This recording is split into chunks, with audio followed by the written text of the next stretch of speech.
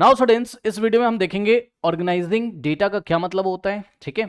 और इसके बाद हम समझेंगे फ्रीक्वेंसी का क्या मतलब होता है और फ्रीक्वेंसी डिस्ट्रीब्यूशन टेबल कैसे हम लोग बनाते हैं। तो आइए इसको एक एग्जांपल की हेल्प से समझते हैं। आपकी एनसीईआरटी में एग्जांपल दिया हुआ बच्चों, क्लास 8 में एनसीईआरटी बुक को आप देखिए मैथमेटिक्स में। तो देखिए बच्चों, मान लीजिए कि कुछ बच्चों से पूछा गया कि भाई आपको कौन से सब्जेक्ट अच्छे लगते हैं। कुछ बच्चों, कुछ नंबर ऑफ स्टूडेंट्स हैं, उनसे पूछा कि आपको कौन से सब्जेक्ट अच्छे लगते हैं, ठीक है। तो ध्यान से चेक करिए बच्चों, किसी बच्चे ने बताया मुझे आर्ट्स अच्छा लगता है। यहाँ पे देखिए बच्चों, ये देखिए, किसी बच्चे ने बताया कि मुझे आर्ट अच्छा लगता है, किसी ने बताया मुझे मैथमेटिक्स, किसी ने बताया मुझे साइंस, किसी ने बताया मुझे इंग्लिश अच्छा लगता है, फिर किसी ने बताया मुझे मैथमेटिक्स। भाई आप बच्चे बैठे होंगे क्लास में, सबसे आप पूछते हुए चले जा रहे हो, ठीक।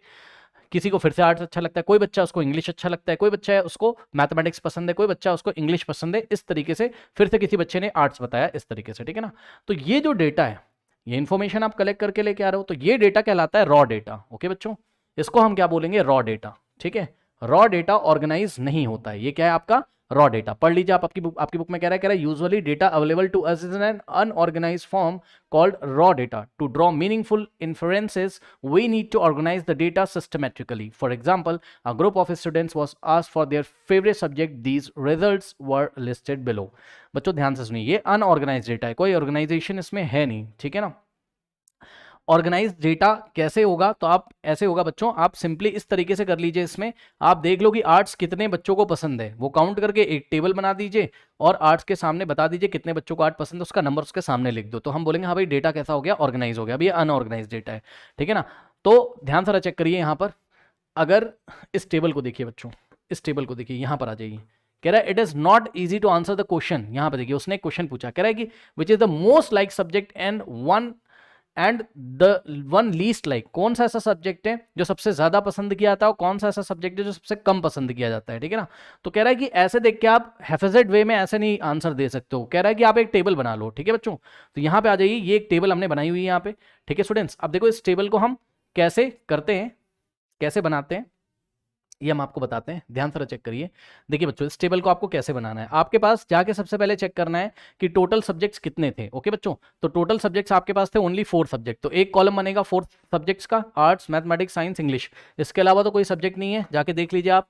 यहां से जब आप देखोगे अपनी बुक में, तो केवल 4 सब्जेक्ट्स हैं यहाँ पर, ओनली 4 सब्जेक्ट। आर्ट है, मैथमेटिक्स है, साइंस है, ठीक है बच्चों, और इंग्लिश है। आर्ट्स है, मैथमेटिक्स है, साइंस है और इंग्लिश है। इसके अलावा कोई सब्जेक्ट नहीं, जैसे हिंदी या कंप्यूटर, ऐसा कोई सब्जेक्ट नहीं है, ठीक है ना। तो हमने क्या किया, हमने सबसे पहले बच्चों यहाँ पर ये देखिए सब्जेक्ट का एक कॉलम बनाया। उसके बाद हम बनाते हैं टैली मार्क्स। ओके, अब देखिए बहुत सारे बच्चों को टैली मार्क्स बनाना नहीं आता है। तो टैली मार्क्स का मतलब क्या होता है, मैं आपको थोड़ा सा बता दूं।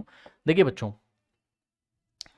टैली मार्क्स में अगर आपको काउंटिंग 1 दिखानी हो तो हम 1 लाइन ड्रॉ करेंगे, 2 दिखानी हो तो हम 2 लाइन ड्रॉ करेंगे, 3 दिखाना हो तो हम 3 लाइन ड्रॉ करेंगे, 4 दिखाना हो तो हम 1 2 3 4। लेकिन जैसे ही 5th आपको 5 दिखाना होता है, ठीक है, मान लो आर्ट 5 बच्चों को पसंद है, मान लो, ठीक है, तो हम 1 2 3 4 और 5 दिखाने के लिए हम इसको एक लाइन से ऐसे काट देंगे, ठीक है। तो ये हो गया 5 दिखाने का तरीका। अब मान लो आपको 7 लिखना है, तो 7 आप कैसे लिखोगे, 1 2 3 4 और ये हो गया 5। 5 के बाद अब कुछ नहीं लिखा जाता है, फिर ये हो गया 6, ये हो गया 7। 5 ये रहा और 2 ये रहा, 5 + 2 7 हो गया, ठीक है। अब मान लो टैली मार्क्स में आपको 8 लिखना हो, क्या लिखना हो, 8, तो कैसे लिखोगे, 1 2 3 4, ये हो गया 5 और 6 7 8, ये लीजिए, ठीक। तो आई थिंक अब आपको टैली मार्क्स बनाने आ गए होंगे। तो अब आप अपनी बुक में एक काम करो बच्चों, ठीक है, मैं आपको टास्क देता हूं, ध्यान से चेक करिए, अपनी बुक में जाके चेक करिए कि कितने बच्चों को आर्ट्स पसंद है। आइए जरा काउंट करते हैं कितने बच्चों को आर्ट्स पसंद है, ठीक है। चलिए आइए काउंट करते हैं। सबसे पहले हमने आर्ट्स की बात कर ली, ठीक। आइए देखते हैं कितने बच्चों को आर्ट्स पसंद है। एक बच्चा, ठीक, 2 3 1 2 3 4 4 5 6 7। ओके बच्चों, तो 7 बच्चे ऐसे हैं जिनको आर्ट्स पसंद है। तो हम क्या करेंगे, हम वापस आएंगे इस टेबल में। यहाँ पे देखिए, यहाँ हमने सब्जेक्ट लिखे हुए थे, यहाँ पे हमने हेडिंग लगानी है टैली मार्क्स। हर एक बार हम ऐसा ही करते हैं, यहाँ टैली मार्क्स लिखेंगे और 7, क्योंकि आर्ट्स 7 बच्चों को पसंद है, तो यहाँ हम 7 लिखेंगे। कैसे लिखेंगे, 7 1 2 3 4 5 6 7। और यहाँ हम लिखेंगे number of students. Number of students कितने, 7 है, ठीक। ये जो नंबर ऑफ स्टूडेंट्स है इसको हम फ्रीक्वेंसी बोलते हैं। क्या बोलते हैं, फ्रीक्वेंसी। यानी कि 8 सब्जेक्ट की फ्रीक्वेंसी कितनी है, 7 है। 8 सब्जेक्ट की फ्रीक्वेंसी कितनी है, 7 है। यानी कि कोई एंट्री जो है वो कितने बार आ रही है। एंट्री यहाँ पे टोटल 4 टाइप्स की, कौन कौन सी, या तो आर्ट, 4 टाइप्स की एंट्री का मतलब टोटल 4 सब्जेक्ट्स हैं, या तो आर्ट है, या तो मैथमेटिक्स है, या तो साइंस है, या तो इंग्लिश है, ठीक है स्टूडेंट्स। तो आर्ट यहाँ पे कितनी बार आ रहा है, आर्ट नाम की जो एंट्री है, आर्ट सब्जेक्ट की एंट्री कितनी बार आ रही है, यानी कितने बच्चों को पसंद है, 7। तो आर्ट सब्जेक्ट की फ्रीक्वेंसी हो गई 7। इसी तरीके से मैथमेटिक्स के लिए आप जाओगे तो कितने बच्चे हैं बच्चों, आइए जरा देखते हैं मैथमेटिक्स के लिए कितने बच्चे हैं यहाँ पे। चलिए देखिए कितने बच्चों को मैथमेटिक्स पसंद है? 1 2 3 4 5। तो मैथमेटिक्स के टैली मार्क्स में हम क्या लिखेंगे? 5 लिखेंगे, ठीक। और 5 लिखने का तरीका मैंने आपको बताया हुआ है, ये देखिए 1 2 3 4 5 और 5 नंबर यहाँ लिख दिया, यानी कि मैथमेटिक्स की फ्रीक्वेंसी कितनी है? 5 है। ओके स्टूडेंट्स, अब मेरी बात ध्यान से सुनिए। देखिए अब बाकी आप अपने आप कर लोगे, साइंस का आप देख लोगे, साइंस में कितने, साइंस कितने बच्चों को पसंद है? 6 है, जाके अपनी बुक में देखिए। तो 1 2 3 4 5 और एक लाइन अलग से ड्रॉ कर देंगे ऐसी, ठीक। 6 हो गया, 6 लिख दिया। साइंस की फ्रीक्वेंसी कितनी हो गई? 6। इंग्लिश की फ्रीक्वेंसी, इंग्लिश 4 बच्चों को पसंद है, 4 बच्चों को, टोटल हो गया 6। एक खास बात यह है कि यहाँ पर जब आप फ्रीक्वेंसी डिस्ट्रीब्यूशन टेबल बना लोगे, ओके स्टूडेंट्स, तो इस टेबल को हम क्या बोलते हैं? फ्रीक्वेंसी डिस्ट्रीब्यूशन टेबल बोलते हैं। इस टेबल को हम क्या बोलते हैं? फ्रीक्वेंसी डिस्ट्रीब्यूशन टेबल बोलते हैं बच्चों। ये जो टेबल यहाँ पर बनी हुई है, फ्रीक्वेंसी डिस्ट्रीब्यूशन टेबल में हम क्या करते हैं? एक कॉलम में तो हम एंट्री करेंगे यहाँ पर, ये देखिए इस तरीके से एक कॉलम में एंट्री करेंगे। ये एंट्री सब्जेक्ट्स हो सकते हैं या स्वीट्स हो सकती हैं। मान लो मिठाइयों के बारे में पूछा गया था, हाँ भाई तुम्हें क्या पसंद है, तो तुम्हें क्या पसंद है, तो कोई कह रहा बर्फी पसंद है, कोई कह रहा मुझे रसगुल्ला पसंद है, कोई कह रहा मुझे कुछ पसंद है, मुझे कुछ पसंद है, ठीक। तो यहाँ पर क्या करेंगे? यहाँ पर हम एंट्रीज फिल करेंगे, फिर हम टेलीमार्क का कॉलम बनाएंगे, और फिर हम क्या बनाएंगे? फिर हम क्या करेंगे? नंबर ऑफ स्टूडेंट्स, मतलब या जो भी नंबर ऑफ कुछ भी हो सकता है, नंबर ऑफ प्लांट्स भी हो सकते हैं, वो सब क्वेश्चन करते करते आपको समझ में आएगा। यानी कि ये बनेगा फ्रीक्वेंसी का कॉलम। ये होता है बच्चों क्या? आपका ये फ्रीक्वेंसी का कॉलम होता है। अब देखो ऐसी टेबल जिसमें हम फ्रीक्वेंसीज को दिखाते हैं, ऐसी टेबल को हम क्या बोलते हैं?